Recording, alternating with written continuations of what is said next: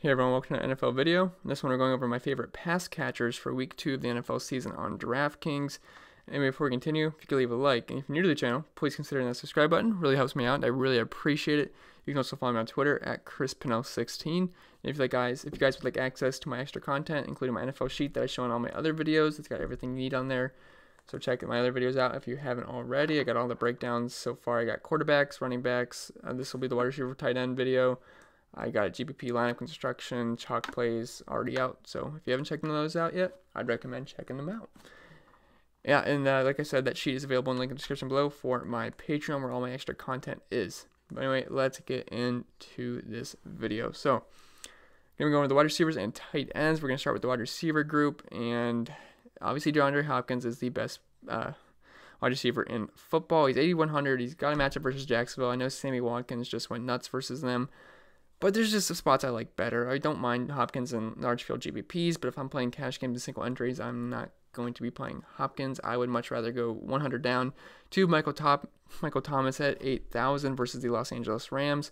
If you guys have watched any of my other videos, you guys know I love this game for fantasy. I'm not the only one. Everyone else does. It's a high Vegas total, close game. It's going to be awesome. But I want as much exposure to it as possible. Thomas is the clear number one target in this offense, and he should see a ton of volume with the Saints actually being 3-point dogs in this game. So they shouldn't be in a position to take their foots off the gas at any point, because we know if the Saints want to, they can end the game just grinding the ball out on the ground with Kamara and Latavius Murray. And it used to be Mark Ingram.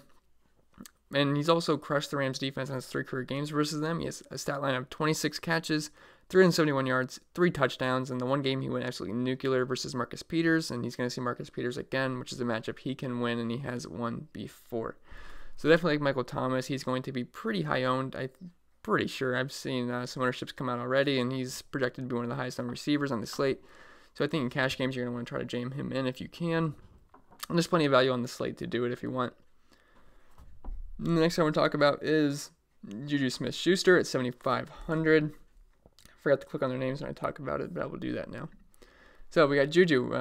Well, we all love the guy. He's one of the best personalities in the NFL. He's also a very good receiver, and he draws a matchup versus the Seahawks secondary, who got absolutely smoked by Andy Dalton and John Ross last Sunday. Juju's in a prime role on the Steelers offense as Big Ben's #1 wide receiver, which we know has been a profitable role in fantasy for years now. The Steelers have had a rough time overall in New England, but things should go much smoother versus Seattle at home, where Ben has historically played much better. The Seahawks gave up a grand total of 63.9 DraftKings points to the wide receiver position last week versus the Bengals. So I think Juju can have a field day here. I know he's a little expensive at 7,500, but honestly, it's not too bad, and I do think he's going to carry some ownership because people are going to look at what the Bengals did last week to the Seahawks secondary, and Big Ben at home. Everyone likes Juju. I can see him carrying some ownership, but I definitely like Juju in this matchup. The next thing I want to talk about is Sammy Watkins at 7,200. Like I said, he went absolutely nuclear last week. He had 200 yards, 198 or something, and 3 touchdowns. And he's not going to do that every single week. But with Hill gone, he's the number one wide receiver for the best quarterback in football with Patrick Mahomes. And he's on an elite tier offense in the Kansas City Chiefs. And by the way, he did all that versus Jacksonville last week, which is known for their secondary. They got A.J. Boye and Jalen Ramsey, and he looked really, really good last week. Now he gets to face last year's 32nd DVOA pass D, possibly without Gary Conley. I know they lost their other safety as well. And so it sounds like another good day is in order. We all know Sammy has talent. His problem has just been staying on the field for long stretches of time. Well, I will say he looked pretty darn good last week. So he's looking healthy. It looks really good. Looked awesome last week. And I think he continues that into this week. So feel free to fire him up as your wide receiver 1. I would have no problem with that at all. I have full confidence in Sammy Watkins this week. Then the next thing I want to talk about is the Rams wide receiver group. So we are going to go down a little bit. Well, actually, I will mention Antonio Brown. If he plays, I think he's okay for GPPs. I don't know how much work he's going to get because, I think that the Patriots don't need him to win this week is the only thing that's a little concerning. But he's been practicing the past 2 days, and if he's in the lineup, I feel like they're going to want to get him involved a little bit and, just, show him off and get him implemented into the system. So if he plays, it's worth the GPP shot because it's against the Miami Dolphins, who just absolutely suck. But again, I don't know if he's going to play, so really not. There's really not much sense to talk about Antonio Brown too much. So reserved for GPPs only. I would not play him in cash games if he is playing. But let's talk about the Rams receiving group now. So we have Cooper Kupp at 6K, Robert Woods is 6,400, and Brandon Cooks at 6,300. But the main guy I want to talk about is Cooper Kupp. I like him a lot heading into the week. And like I said, this game's going to be great for fantasy. And if I have interest in Goff, I talked about him on my quarterback video, I have to like his weapons. The main one here for me is Cooper Kupp, who comes in as the cheapest of the bunch. He's my favorite guy of the group, as he is Jared Goff's main guy. He loves throwing to Cooper Kupp. First game back from injury, he got targeted early and often with 10 targets and 7 receptions, but for only 46 yards, so that was not very good. But it's a PPR scoring, so definitely the targets obviously gives him a boost and a safe floor. I'd expect those yardage numbers to come up, especially in a high-flying game versus the Saints. I like his individual matchup a lot versus P.J. Williams, who was a guy we picked on a lot last season. I don't know if you guys were here last year for my NFL videos, but we were playing guys versus P.J. Williams almost every single week, and it worked out quite a bit. So, and he's the main soft spot for the secondary. Lattimore is going to probably be on Cooks, and Robert Woods and Cooper Kupp should have pretty nice days, because Robert Woods should see some Eli Apple. So yeah, I think Cooper Kupp should be able to have his way versus PJ. And last year in the same matchup, he went for 6 catches, 89 yards, and 1 touchdown. And as for Woods and Cooks, they're fine options. And if I had to pick one, I would go with Woods because he's less likely to see Lattimore coverage compared to Brandon Cooks. And he also had 13 targets last week, which led the team. So I like all the Rams receivers, but give me Cooper Kupp if anybody. The next thing I want to talk about is Josh Gordon at 5,800. So if AB plays, I expect him to see a good amount of Xavier Howard. Not like that will be a problem for Antonio Brown. He's arguably the best wide receiver in football, maybe other than DeAndre Hopkins, but they're both really, really good. But I wouldn't expect him to have any problem with Xavier Howard, but still that would draw attention away from Josh Gordon, which means he will see a lot of Eric Rowe. And if you're asking who's Eric Rowe, well, he's the guy that let the Ravens do whatever they wanted last week. That dude got absolutely abused. Marquise Brown caught all 4 of his targets versus him for 147 yards and 2 touchdowns. He was the guy in that slant route that tried to get it and fell down. Well, he tried to make a attempt at the ball, but didn't work out. And he also gave up a touchdown to Boykin as well. So Tom Brady will know where to attack this defense, and I could see a field day for Josh Gordon, who had a very productive game last week. And if Antonio Brown's out, I think Josh Gordon's a safer play from a volume standpoint because he's going to be the main target outside of Julian Edelman. So I do like Josh Gordon heading into the week. Then we're going to scroll down quite a bit, actually, to the 4,800 range. We're going to talk about Mecole Hardman at 4,800. So this is pretty much Tyreek Hill's fill-in for the time being.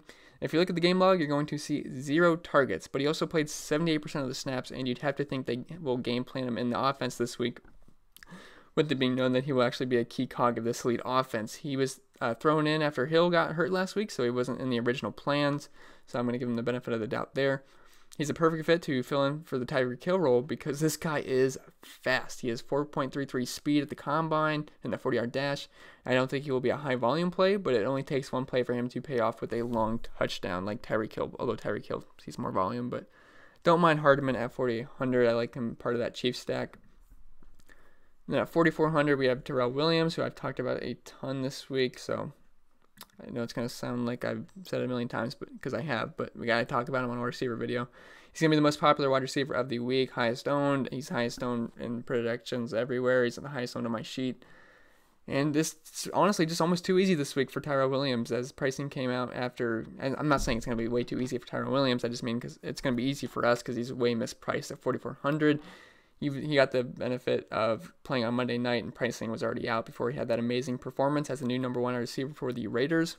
He hauled in 6 of his 7 targets for 105 yards and a touchdown. And he's not a bad receiver whatsoever, and I think he's priced near or at $6K next week, so it's time to hop on before we have to hop back off at his future price tag. With AB gone, this left Terrell Williams in a prime spot as Derek Carr's top target, and let me tell you, Derek Carr looked really good last week. He completed over 80% of his passes. And game script should be positive for Williams as they face off versus the Chiefs, who will definitely put up points, so they're going to have to play catch-up most likely. And if they can hang in the game, it still won't be a problem for Williams as they were pretty much winning the entire game versus Denver, and he still had a great game. But definitely like Williams in this matchup. He's my favorite receiver on the week, and he's pretty much everyone's favorite receiver on the week, so it's nothing special. But I think you have to play him in cash games heading into the week. Then a couple cheap guys here. We got Terry McLaurin at 3,800 if I can find him. I'm not going to spend too much time talking about him. Press the wrong button. But I'm not in love with the play, but the Redskins should be trailing, and someone has to catch the ball from the wide receiver group. He had a really good game week 1, and he also played 93% of the snaps, so I do like that he's on the field a lot. So at 3,800, he does not need much to hit value. And then at the bare minimum, at 3,000, we have Deon Cain. If I can find him. Let me search his name. So yeah, Deon Cain at 3K. So not the most exciting play in the world, but he does not need to do a lot at all to hit value. He really needs one catch for a decent amount of yards, and if he gets a touchdown, that would just be absolutely insane. It's not a safe play, but with the loss of Funches, he will be used more in the offense, and I have to think he's worth a dart throw at minimum price. And he's going to allow you to fit in all the studs you want on the slate. So do think he's somewhat interesting just because of that price tag and the injury situation for Funches. Now we'll talk about the tight ends here. Number 1's obviously Travis Kelce at 7,300. There's basically 2 ways to attack tight end this week. You either pay up all the way for Kelce or pay down for Waller, and there's a couple of GPP pivots, which we'll talk about. Well, those are the main 2 guys, and yeah, like I said, Waller has that pricing. I didn't say that before, but all the Raiders have the benefit of not of having the salaries come out before their game played, because they had a very good game. They're just way too cheap versus a not very good defense, and game flow should work in their way. But I should probably talk about Travis Kelce first. So first off, he's very, very good at football. He is the best tight end in the league, so that's good for starters. And second, there's no Tyreek Hill, so you'd have to think he gets an even larger target share, and he already had a big one, so it's going to be an upgrade for Travis Kelce. And third, Oakland was 32nd DVOA versus the tight end position last season, which is dead last. If you can afford him, I love pairing him with Mahomes this week, as I fully believe they smash. They're going to be very high owned, and if they go off, I think you're going to be dead in the water. So definitely get exposure to them. I would not full fade them, because I think that's a dangerous game you're playing. Kelce had a 12 reception, 168 yard, 2 touchdown game versus Oakland last season, and he almost got a third one. That was, I can't remember exactly, but it either got called back or he was just out of bounds. So it could have been even a bigger game for Travis Kelce. I love him in this matchup. If you can afford him, feel free to load him up. And second tight end I like is Darren Waller. He's going to be a chalk monster as well with Travis Kelce. He does not have the ceiling of Kelce, but he's got safety. It's 3,300, and he's a really good tight end in my opinion. I think he's going to have a very good season. And he's just way too cheap, and Kansas City struggles with the tight end position, and Waller is an extremely athletically gifted guy who should be very productive in this offense. John Gruden loves using the tight end position. And Oakland should trail in this game, making it a pass-heavy approach, which would work out well for Waller and Tyrell Williams, who we talked about earlier. And Waller was on the field the entire game, so I definitely like Waller. I think he's safe at 3,300. Then a couple of other pivots. We have Mark Andrews at 3,800. So he balled out last week, as all the Ravens did, versus Miami, but this Arizona team that he's facing just got shredded by TJ Hawkinson, so I don't mind going to a lower-owned Andrews as a pivot off of Waller.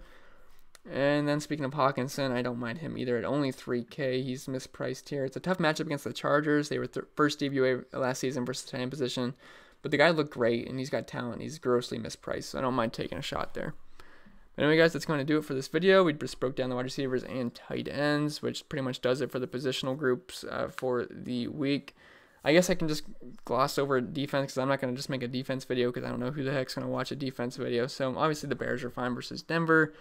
Ravens versus Kyler Murray. It's going to be a little interesting because people love Kyler Murray, but the Cardinals have a low implied total. Ravens should be able to handle Kyler. Patriots D, though, that's going to be the chalk, them and the Texans.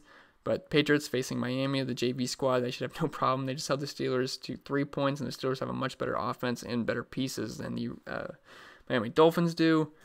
I don't mind the Cowboys versus Washington, even though Washington looked a little bit better than expected last week.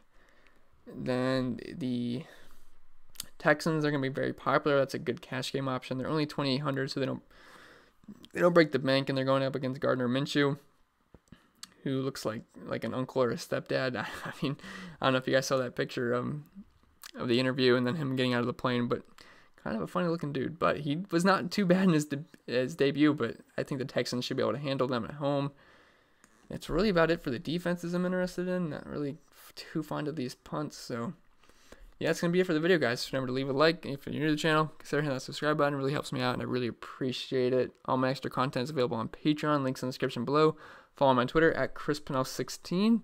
I don't know what the next video is going to be yet. Probably maybe GPP stacks or whatnot, but yeah, whatever. Anyway, I'll see you guys in the next video.